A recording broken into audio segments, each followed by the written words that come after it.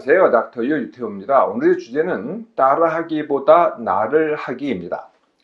따라하기라는 것은 남이 하는 생각이나 행동을 모방하거나 비슷하게 하기죠. 그런데 그 대부분의 따라하기는요, 일상적인 겁니다. 뭐 보기, 먹기, 사기 이런 것들이죠. 성취를 한다든지 관계를 한다든지 또는 내가 사회 환경에 참여를 한다든지 이럴 때는 따라한다고 하지 않습니다. 예를 들어서 뭐 어떤 사람을 내가 본받고 싶어요. 그럴 때는 따라한다는 말보다는 뭐 롤모델 이런 말을 쓰죠. 이 따라하는 것은요, 대부분은 내가 이미 하거나 했거나 또는 하는 것이 아닙니다. 내가 안 해본 것을 따라하는 거죠. 그리고 대부분은요, 단발성 한 번, 또 아니면은 많아봤자 뭐 두세 번, 뭐 서너 번 이런 정도에 불과하게 됩니다. 네, 이런 따라하기의 대상은 과연 누구일까요? 네, 첫 번째는 다수입니다. 더 정확하게 얘기하면은 내가 다수라고 생각하는 집단이죠. 사실은 내가 다수라고 생각하지만은 그게 전체 인구의 30%를 넘는 경우는 거의 없습니다. 그러니까 사실은 일부를 따라하면서 내가 다수를 따라한다, 다수다 이렇게 생각을 하는 거죠. 네, 두 번째는 준거 집단이라고 하는데요. 네, 좀 용어가 생소하죠. 준거 집단은 내가 속한다고 생각하는 집단입니다. 이것도 이제 내가 스스로 생각하는 거죠. 이 준거 집단이 하는, 그들이 어떤 행동을 하나, 어떤 생각을 하나, 이걸 내가 따라하는 거죠. 세 번째는 유명인을 따라합니다. 뭐 연예인, 뭐 정치인, 소위 인플루언서, 또는 뭐 역사상 위인 이런 사람들을 내가 따라하죠. 네 번째는요, 가상인물을 따라합니다. 뭐 영화의 주인공 또는 드라마의 주인공, 또는 만화의 주인공, 그리고 뭐 게임의 캐릭터 이런 사람들을 따라하죠. 그런 사람들이 주인공이 뭐 촬영을 한 장소라든지 주인공이 가본 곳을 갔다가 가본다든지 주인공이 입고 있는 옷을 입는다든지 아니면 들은 뭐 핸드백 등 액세서리를 갖다가 산다든지 이런 것들이죠. 아니면은 주인공이 사진을 찍은 그 포즈를 취해보기. 이게 이제 따라하기가 됩니다. 이 따라하기에는요, 어떤 심리가 감춰져 있을까요? 첫 번째는요, 소외 불안이라는 겁니다.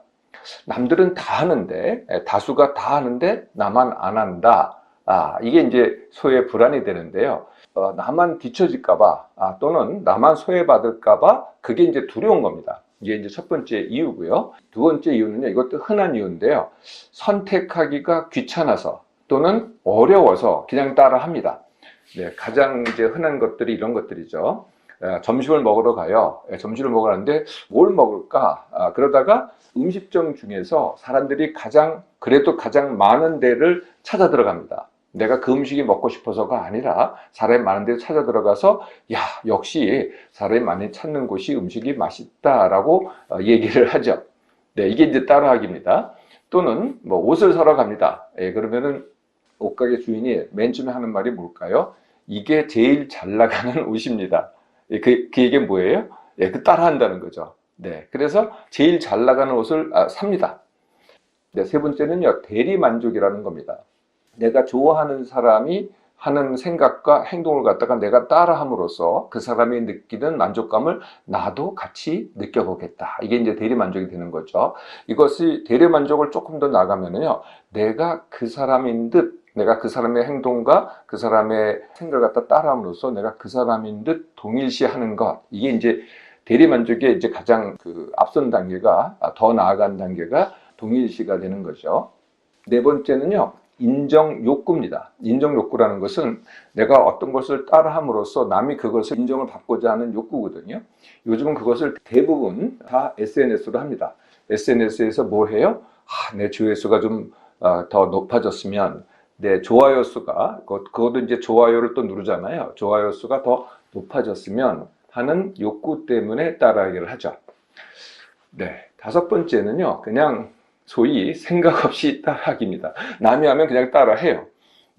이것은 지금까지 말씀드렸던 그 네 가지 심리를 다 합쳐서 자꾸 습관적으로 따라한다. 뭐 이렇게 보셔도 되겠습니다. 자, 이 따라하기의 결과, 어떤 결과가 있을까요? 둘로 나눌 수 있는데요. 다수가 따라할 때, 그리고 내가 따라할 때. 사실은 내가 따라할 때가 더 심각한 거죠. 다수가 따라할 때는 소위 유행 또는 트렌드가 생깁니다. 그래서 한 사람이 뭘 샀어요. 그럼 다른 사람도 우르르 그걸 삽니다. 그래서 유행 트렌드가 만들어지는 거죠. 또 한 사람이 어떤 생각을 합니다. 그래서 어떤 행동을 합니다. 그러다가 또 금방 사라집니다. 이걸 뭐라 그러냐면은 냄비 성향이라고 하죠. 그래서 유행 트렌드, 냄비 성향 사실 다 같은 건데요. 원래는 이렇습니다. 한 사람이 이제 시작을 하잖아요. 그러면은 다른 사람들이 우르르 따라합니다. 또 한 사람이 그만두잖아요. 그럼 다른 사람이 또 우르르 그만둡니다. 이게 이제 유행 트렌드, 냄비 성향. 이게 조금 더 우리가 그런 성향이 조금 더 많은 편이죠. 내가 따라할 때 어떤 결과가 나올까요? 첫 번째가 불필요한 낭비를 하게 됩니다. 당연히 그렇겠죠. 사고 나면은 이거 내가 원한 게 아니었네. 이런 생각을 뭘 사고 나면은 이거 내가 원한 게 아니었네. 이런 생각이 들 겁니다. 두 번째가 사고 나서의 허무함입니다. 따라서 사긴 샀는데 뭔가 그게 이제 만족감이었는데 추구했던 게 만족스럽지가 않습니다. 오히려 허무합니다. 이게 이제 두 번째고요. 세 번째는 점점 선택 장애가 생깁니다. 그냥 남 따라서 선택하다 보니까 내가 뭘 선택할지를 모르게 된다는 거죠. 이게 이제 선택 장애가 됩니다. 네 번째는요, 그러다 보니까요, 도대체가 더 나아가서는 내가 뭔가, 나의 정체성이 점점 모호해지죠. 그러면 어떻게 되겠어요? 내 몸과 삶이 점점 더 힘들고 어렵게 됩니다. 그래서 닥터유는 따라하기보다는 나를 하기를 제안을 합니다. 나를 한다. 이게 되게 사실은 쉬운 건데요. 방법이 이렇습니다. 질문과 원십 행평이라는 건데요. 제가 이미 사실은 강의 따로 한 적이 있습니다.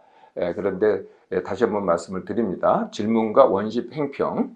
원십 행평은 원하기, 쉽게 하기, 행하기, 그리고 평가하기에 머리끝자를 딴 말이죠. 질문부터 시작을 합니다. 우리가 이제 깨어나서 잘 때까지 자꾸 선택을 하게 되잖아요. 그럴 때 대부분의 선택이 이제 따라하기를 하셨다면은 이번에는 질문하기를 해보시라는 거죠. 내가 그것을 원하는가? 두 번째 질문은 그게 나한테 필요한가? 이 두 가지 질문입니다. 되게 어떤 질문 하시냐면은 저게 좋으냐, 나쁘냐? 저게 맞냐, 틀리냐? 이런 질문 하시는데요. 그거는 다수에 대한 거지 나에 대한 게 아니라는 거죠. 내가 그것이 필요한가? 이게 이제 중요한 질문입니다.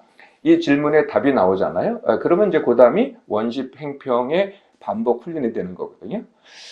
그 다음이 이제 쉽게 하기가 됩니다. 쉽게 하기도 남이 쉽게 한 걸 갖다가 뭐 유튜브라든지 많은 정보를, 블로그라든지 많은 정보를 보면 그분들이 쉽게 한 게 나오잖아요. 그걸 따라하는 게 아니고요. 또 질문을 하셔야 됩니다. 내가 원하는 게 이제 분명해졌고, 내가 원하는 것을 이 상황에서 내가 어떻게 쉽게 하지? 이 질문에 답을 하는 겁니다. 답이 나오잖아요. 그럼 바로 행하고, 바로 행하잖아요. 그럼 결과가 나오잖아요. 그럼 바로 평가를 합니다. 이게 한 번에 끝나는 게 아니죠. 자꾸 반복을 해야죠. 그러면 어떻게 되겠어요? 처음에는요, 정말 뭔지 모르겠고 어렵고, 당연히 시행착오를 겪게 됩니다. 그런데 이렇게 시행착오를 겪을수록요, 닥터유도 정말 많은 시행착오를 겪고 있고요. 지금도 똑같은 방법을 합니다. 질문과 원식 행평. 결국은 어떻게 되겠어요? 점점 쉬워지고요. 점점 잘 하게 됩니다. 그동안 따라하기를 주로 하셨나요? 오늘부터는 나를 하기를 시작해 보세요. 하면 할수록 내 몸과 삶이 점점 쉬워지고 점점 잘하게 됩니다.